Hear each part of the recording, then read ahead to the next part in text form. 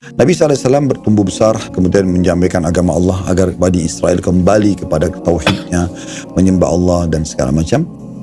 Nah, sampai pada tingkat Allah SWT memberikan mujizat, bisa menyembuhkan orang tuli, orang buta, bisa menghidupkan orang mati, gitu kan. Semua ini adalah mujizat yang Allah berikan kepada Nabi Isa untuk membenarkan risalahnya. Dengan begitu pun masih ada saja orang-orang dari Bani Israel yang kufur. Orang-orang yang beriman kepadanya diistilahkan dengan Hawari, sahabat-sahabat Nabi Isa, disebutkan dalam Al-Quran seperti itu. Kemudian juga ada yang diistilahkan dengan selain yaitu Nasara. Nasara atau Ansar itu adalah pendukung Nabi Isa. Maka keluarlah istilah Nasara gitu. Setelah itu Nabi Isa alaihissalam rupanya tidak bisa diterima oleh Bani Israel yang lain, terutama dari kalangan kaum Yahudi. Maka mereka berusaha untuk membunuh Nabi Isa. Nah, pada saat mereka berusaha membunuh Nabi Isa, Allah menggambarkan dalam Al-Quran, pada saat mereka berusaha mengejarnya, Allah menggantinya dengan orang yang serupa dengannya. Lalu Allah berfirman kepada Nabi Isa, Inni rafi'uka ilayya wa mutahhiruka minal ladzina kafaru. Dan aku akan mengangkat engkau ke posisiku, hai Isa, dan aku akan selamatkan kau, sucikan kau dari orang-orang yang kafir. Maka Nabi Isa AS diangkat dan syubbiha lahum, diberikanlah orang yang mirip dengan dia. Nah, itulah yang berusaha untuk dibunuh dan disalib oleh orang-orang yang tidak menerima beliau di saat itu. Maka sebagian pengikutnya menganggap itu adalah pengorbanan.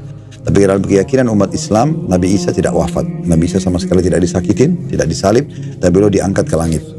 Makanya dalam kisah Isra dan Mi'raj, perjalanan Nabi Muhammad SAW dari Mekah ke Baitul Maqdis dan akhirnya Mi'raj ke langit menerima perintah 5 waktu sholat, subuh, duhur, asar, maghrib, isya, itu di langit ini, di salah satu dari 7 lapis langit, beliau bertemu dengan Isa.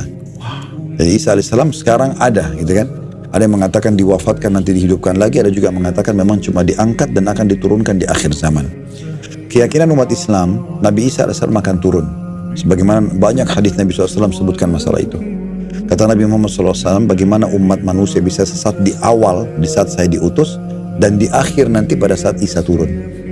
Nah, cuma memang Nabi Muhammad SAW mengatakan Isa alaihissalam akan turun dan menerapkan syariat Al-Quran, bukan lagi membawa Injil. Itu keyakinan umat Islam. Nabi Isa AS nanti akan turun di saat Dajjal keluar. Di saat Dajjal sudah keluar dan membuat kerusakan di muka bumi. Beliau membuat kerusakan kurang lebih 40 hari. Hari pertamanya seperti setahun, hari kedua seperti sebulan, hari ketiga seperti sepekan, dan sisa harinya seperti hari-hari kalian. Dia akan keliling di muka bumi dan dia mengaku sebagai Tuhan. Orang yang mengikuti dia sebagai Tuhan, meyakini itu, maka akan makmur negerinya. Orang yang memungkiri ketuhanannya, maka akan peceklik dan akan susah hidupnya. Lalu Nabi SAW mengingatkan, ingatlah Tuhan kalian tidak buta, sementara Dajjal buta mata kanannya. Dan di dahinya semua orang beriman bisa membaca tulisan kafara atau kufur. Nah, ini Dajjal sendiri. Maka Dajjal buat kerusakan, terus saja dia membuat kerusakan di muka bumi. Ceritanya cukup panjang, ringkas cerita adalah dia sampai menuju ke Palestina di sebuah kota namanya Babulut. Babulut ini sekarang ada. Kemarin alhamdulillah saya 3 bulan yang lalu sempat ke Aqsa dan kami sempat jalan melihat di kota Babulut itu. Cuma saya belum masuk ke dalam. Nah, di sana nanti Dajjal akan datang, kemudian diikutin oleh pengikut-pengikutnya yang setia dengan dia. Nah, di saat Dajjal sudah di sana, keluarlah dari Madinah, dari kota Madinah, seorang dari keturunan Nabi Muhammad SAW.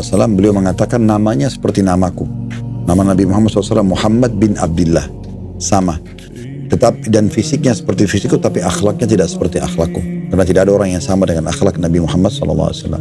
Beliau keluar dari Madinah menuju ke Mekah diikuti dengan 300 orang yang membaiat beliau, mengangkat beliau sebagai pemimpin. Lalu beliau menuju ke negeri Syam. Pada saat tiba di negeri Syam, tepatnya di kota Damaskus, di Masjid Menara Putih, dan beliau akan sholat bersama jemaahnya. Disitulah Nabi Isa pertama kali turun.